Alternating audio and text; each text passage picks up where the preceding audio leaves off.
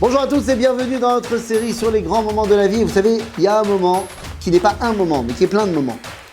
Le moment où on doit se tourner vers l'autre. Donner. Alors peut-être pas comme dire à l'autre. Vous savez, donner, donner, donner, donner. Hein? Dieu vous le rendra. Bon, la vérité, c'est que quelque part, il a raison. Puisque dans la Torah, on va te dire Asher kedesh etita asher. Aser, donne le maaser pour être riche. Mais venez, nous, on va essayer de comprendre les choses de manière beaucoup plus profonde. Un des plus grands commentateurs de la Torah du XXe siècle s'appelait le Rav Ashlag. Le Rav Ashlag était un kabbaliste très profond. Il a écrit un commentaire sur le Zohar qui s'appelle le Soulam. On l'appelle dans le jargon religieux Baal HaSoulam. Eh bien, le Rav Ashlag va, de manière magnifique, nous expliquer quel est le processus d'évolution de l'homme pour arriver à son état idéal. Il décrit qu'il y a 4 étapes d'évolution de l'homme. Le bébé, l'enfant, l'adolescent et l'adulte.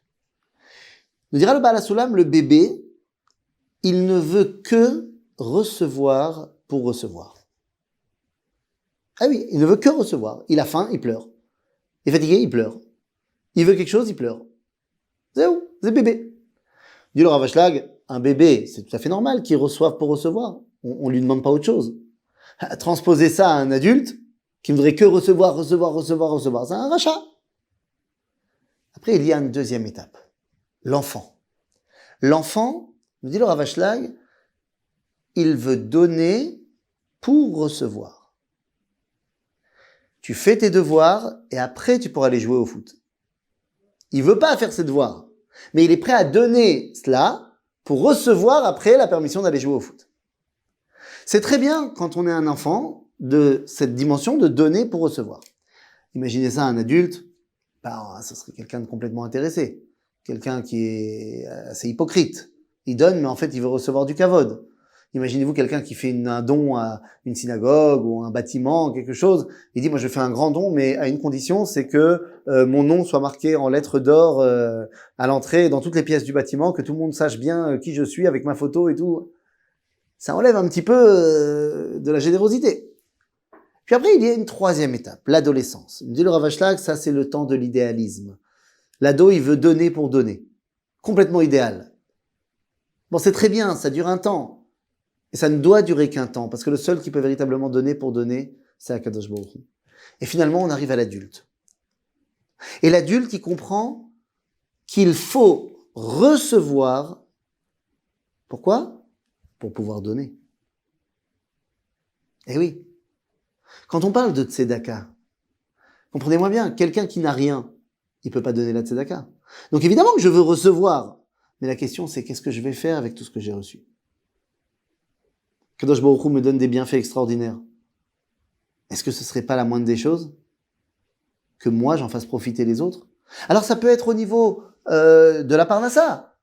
Et donc je donne mon maaser, c'est la halacha. Je dois donner 10% de tous mes revenus à la tzedaka, aux pauvres. Très bien. Mais il ne s'agit pas que de donner de l'argent.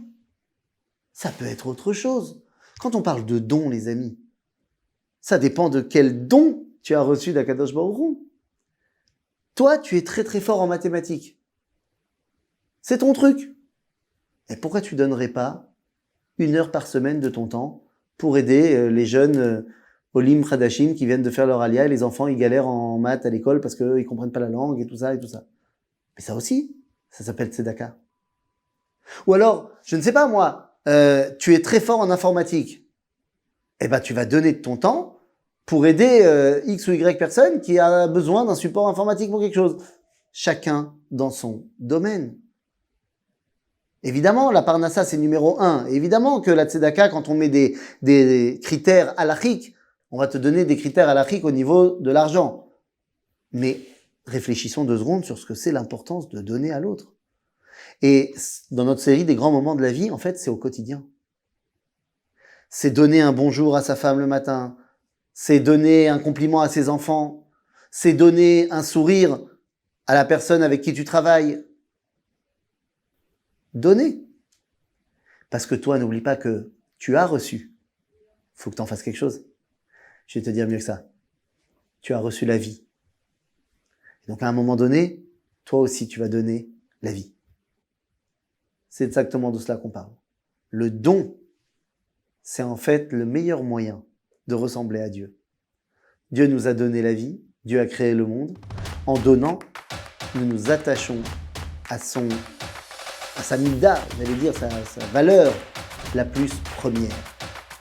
Et ça fait de nous des partenaires dans le dévoilement divin dans le monde. À bientôt les amis.